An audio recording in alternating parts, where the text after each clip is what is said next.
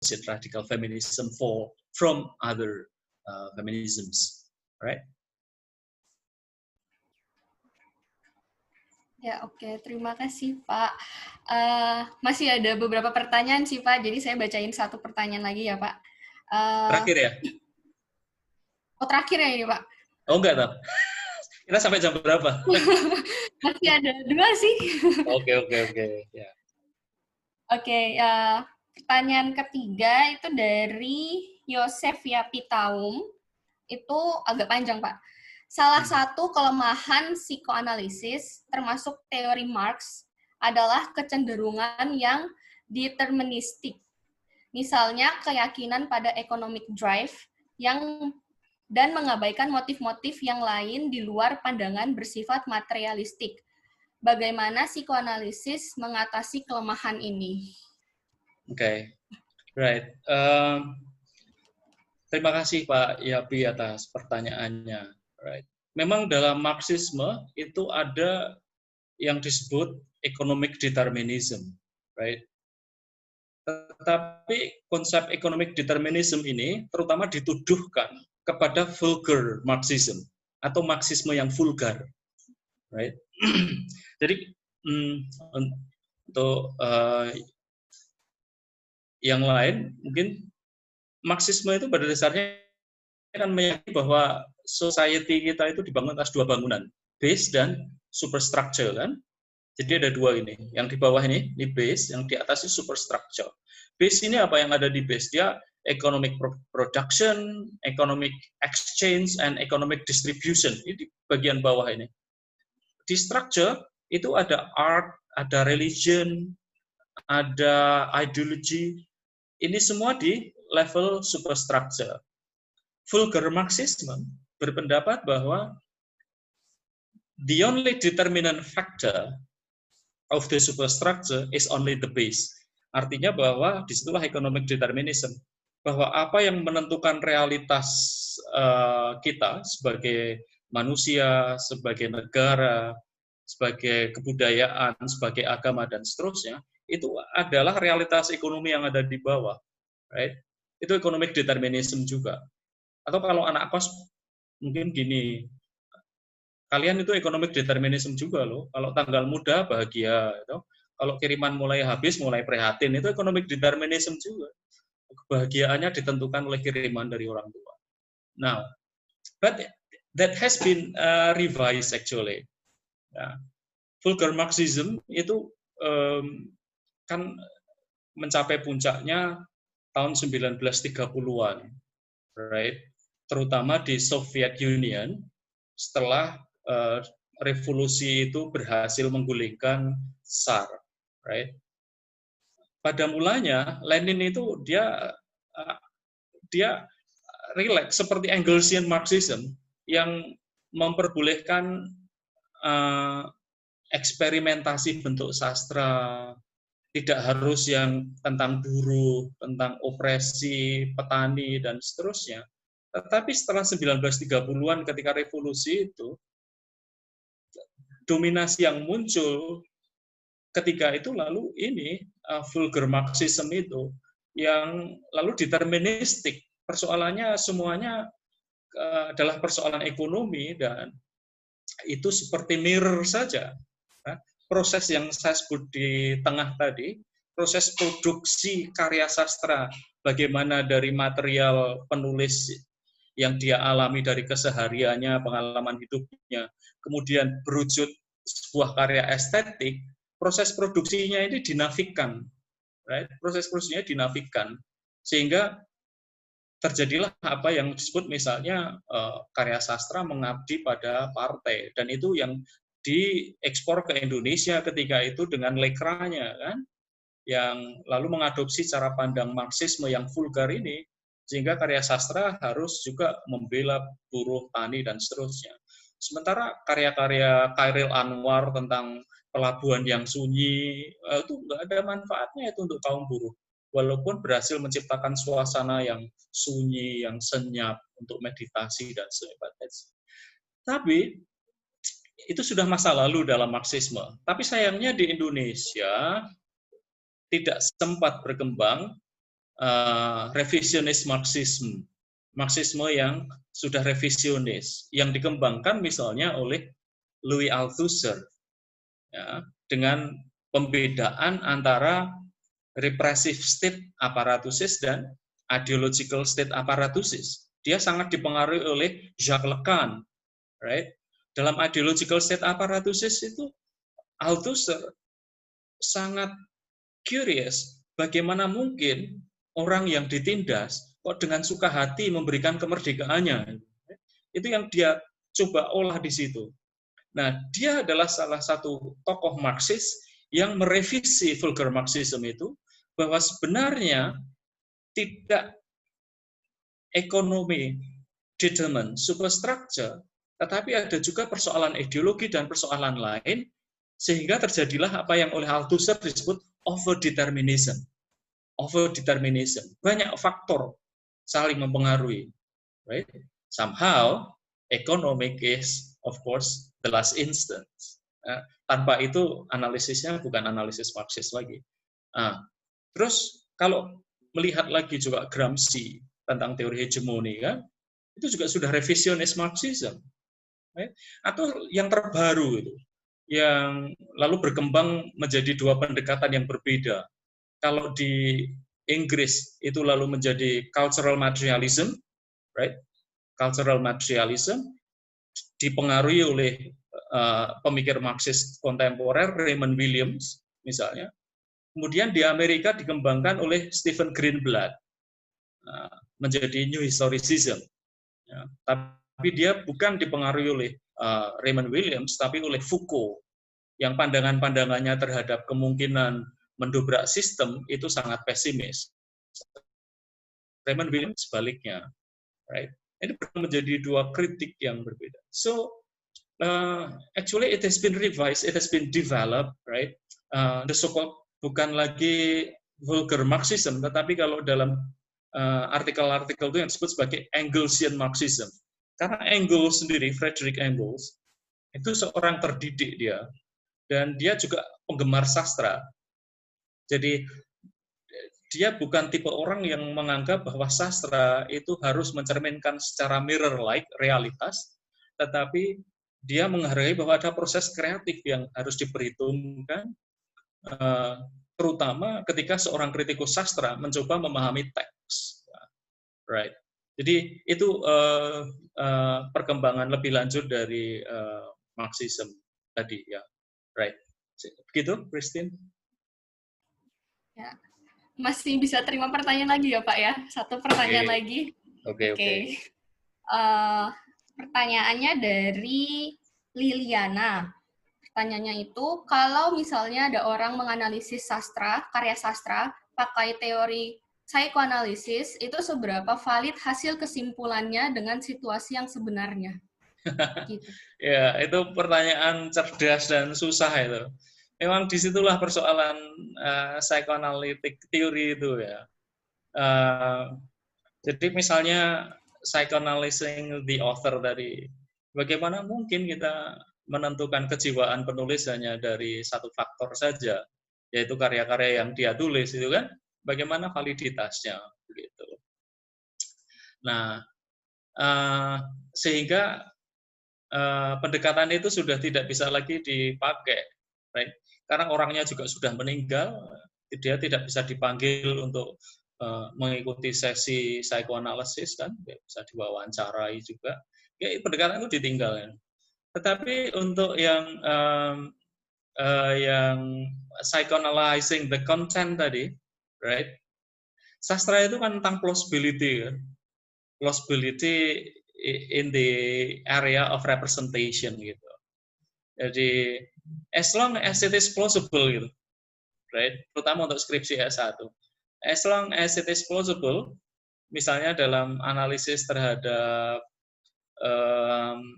salah satu bimbingan saya itu dulu menganalisis ini 50 Shades of Grey. Kemudian dia menggunakan psychoanalysis. Oke, terus bagaimana itu mau dianalisis? Kemudian dia memiliki tesis bahwa si ceweknya ini, siapa namanya, Anastasia, itu mengidap sadomasochism seperti yang dideskripsikan dalam novel itu, dia bisa mencapai kepuasan kalau dengan disakiti, itu karena arrested development of this psychological kompleks yang disebut sebagai Oedipus complex. Sehingga ketika dia mencari figur suami, dia mencari figur suami yang seperti ayahnya. Ayahnya meninggal ketika dia masih kecil kan, Anastasia ini. Sehingga ketika dapat suami, tapi lagi dia nggak bisa ini, karena figur gambar ayahnya tiba-tiba muncul. Sehingga dia harus dihukum dulu to be able to experience the ecstasy and the pleasure of sexual intercourse itu dengan orang yang tadinya simbolkan sebagai figur ayah. As long as it is plausible, it makes sense gitu dalam tataran representation, then I will say go on with that, it's okay. Ya. Untuk level S2 dan S3 mungkin tidak bisa lagi sesimplistik itu, kan? Harus memperhitungkan terutama tadi proses produksi yang di tengah ini, sebagaimana sudah dikemukakan atau diteorikan oleh Zizek dan Terry Eagleton, dan juga oleh tadi belum saya sebut tapi saya tulis di situ, Frederick Williams. Ya. Dia menulis Political Unconscious. Ya.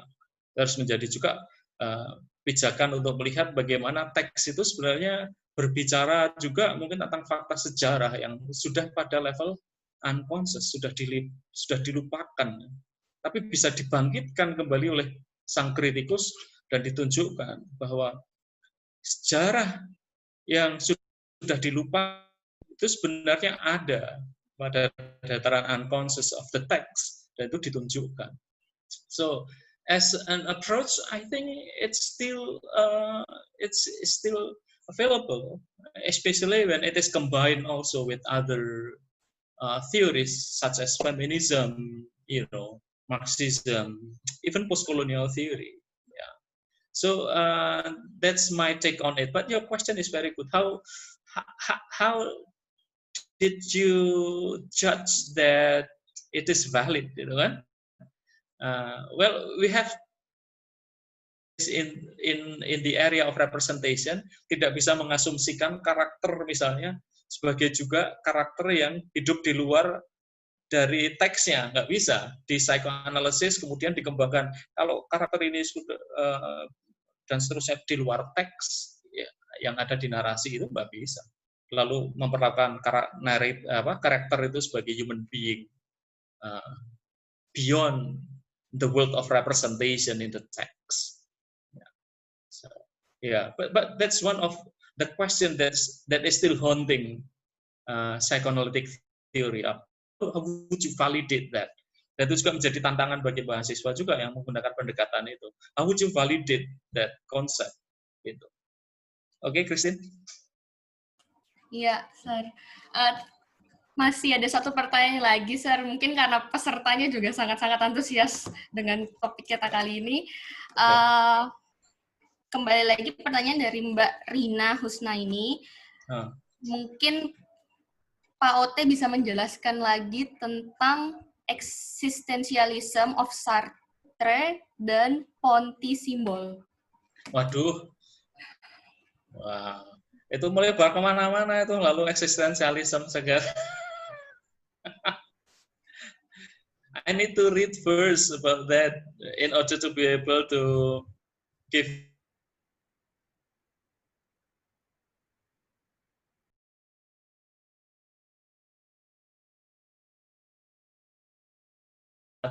the meeting, it's impossible for me to explain here without preparation and briefly, because that's such difficult,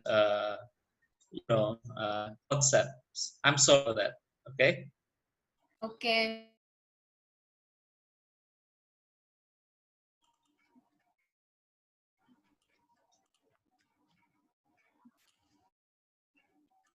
Mungkin dari teman-teman dari KBI atau mahasiswa Sanata Dharma yang mungkin besok skripsinya mau ambil tentang psikoanalisis, bisa ditanyakan teori-teorinya, mumpung Pak Ote available untuk dipertanyakan. Mungkin sudah terlalu jelas ya gitu.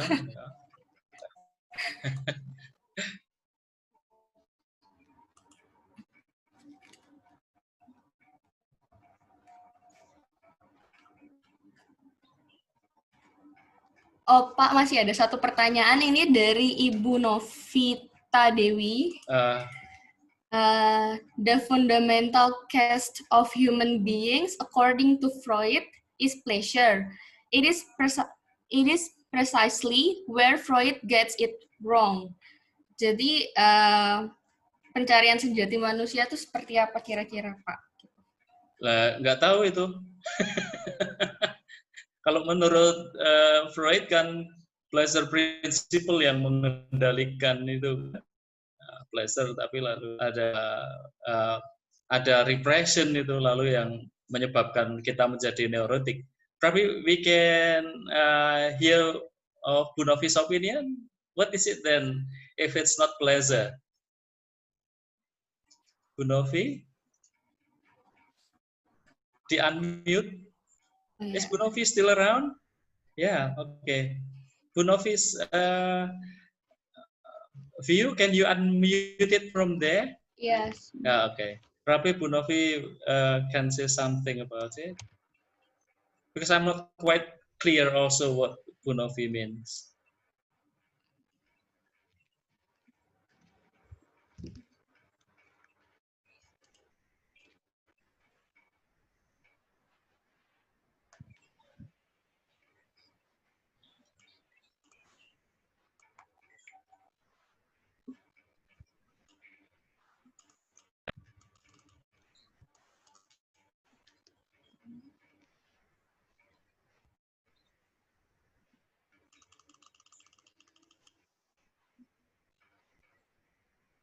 Sebentar ya Pak, hostnya. Oh ya. Nama di wall-nya Novita Dewi. Bu Novi bisa unmute juga loh dari komputernya situ.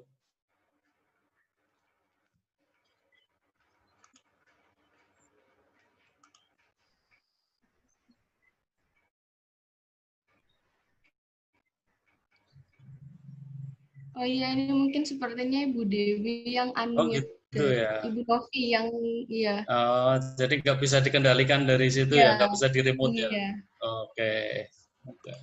Alright then.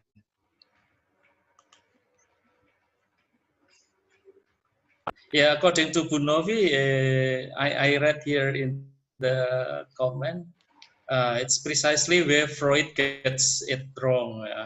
Istilah titik-titik di bawah ini, apakah pencarian sejati manusia? Ini. Apakah pencarian sejati manusia? So I think there are two philosophical schools ya in this context. Ada satu materialis filosofi. Materialis filosofi itu seperti Marxisme dan juga mungkin psikoanalisis ini.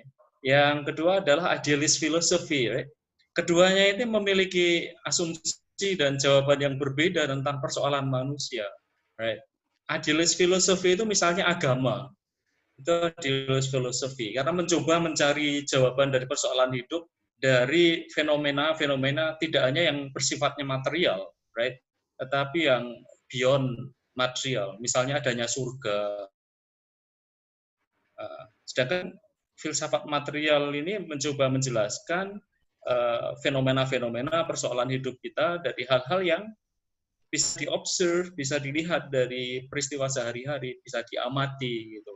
Misalnya begini, ketika kalian sudah mendekati lulus mau wisuda, kan? Wisuda itu kan biasanya ada pendamping bawakan bunga gitu kan. Ini kok belum dapat gitu.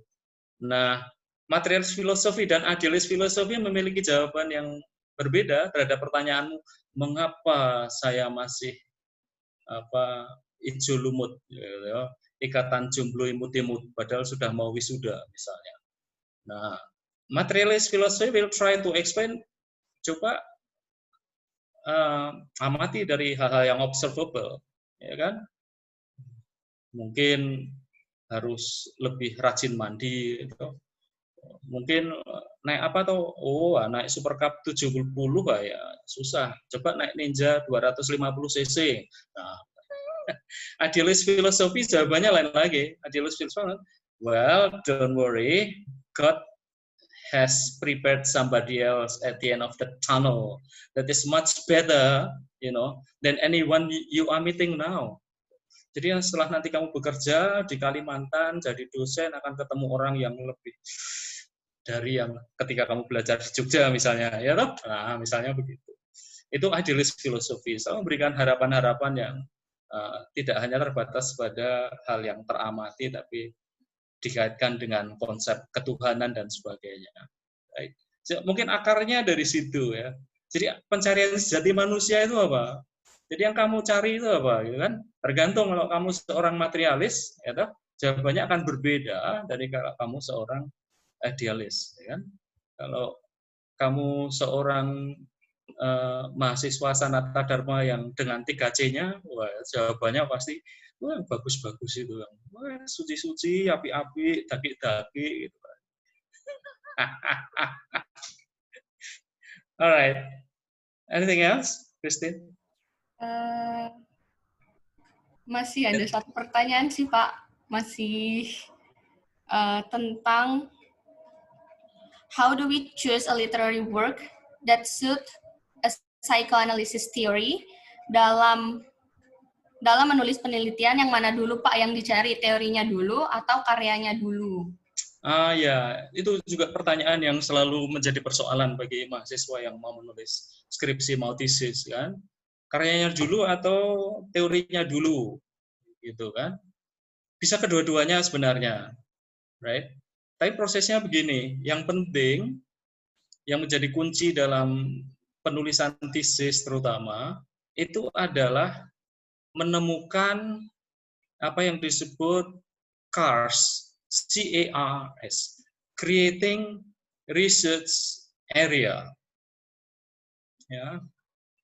So, research area atau yang disebut niche atau celah yang belum pernah ditulis oleh orang lain, itu harus ditemukan. Bagaimana menemukan itu? Apakah mau mulai dari karya atau teori dulu? Bisa kedua-duanya. Nah, langkah yang menurut pengalaman saya sendiri, kalau saya itu mungkin karena suka teori, ya, saya selalu berangkat dari teori, right? Misalnya, saya berminat pada postcolonial theory ketika menulis tesis S2 dan juga S3-nya. Lalu dari teori postkolonial yang saya sukai ini, saya mencoba mencari karya, gitu kan? Bagaimana saya mencari karya? Lewat membaca jurnal artikel. Saya ketik kata kunci postcolonial theory, lalu dia akan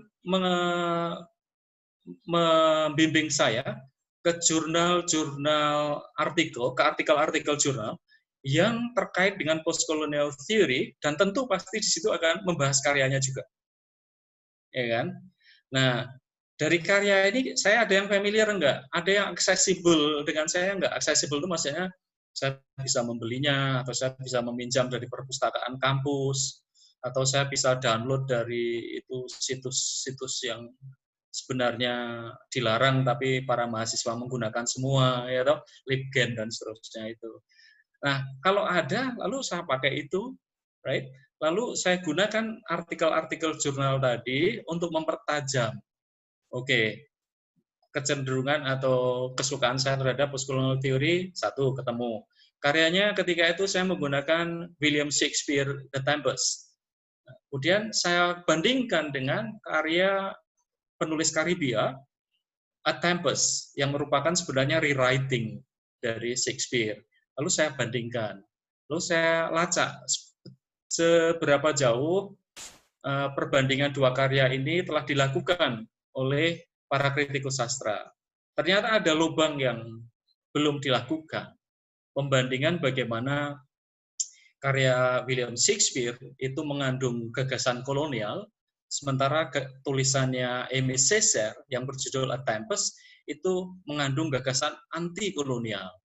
Lalu saya bandingkan, saya dekati dengan lensa post-colonial theory. Right. So you can start either from the work itself or from the theory.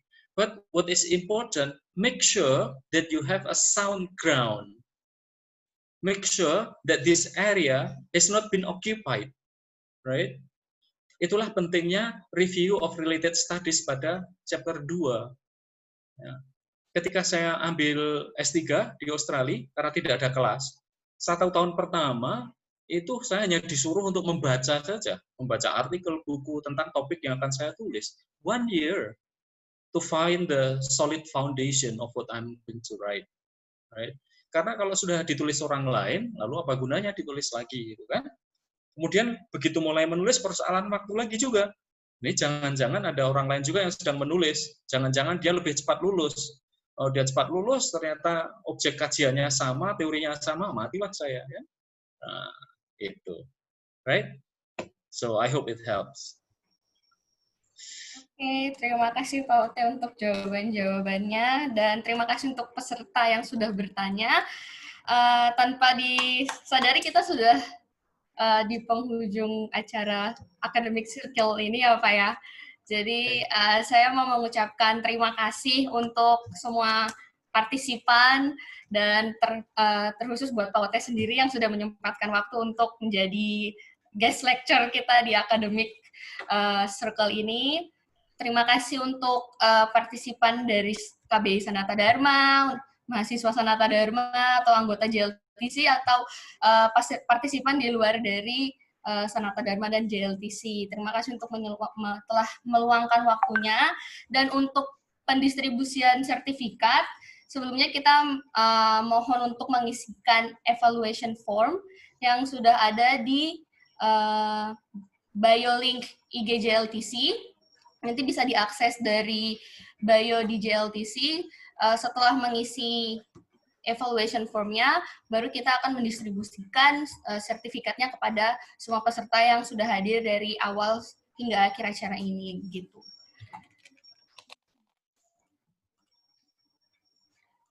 Untuk Pak Sarwoto, terima kasih banyak untuk kesempatan sore hari ini. Kita semua sudah mendapatkan materi yang sangat menarik untuk dibahas, dan untuk semua peserta, terima kasih sudah meluangkan waktunya, dan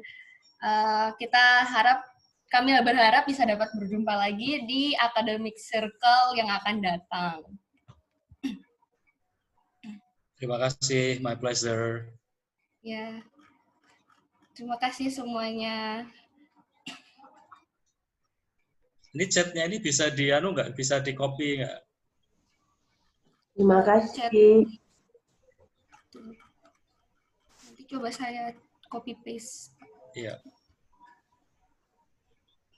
Nggak ada Pak Simon.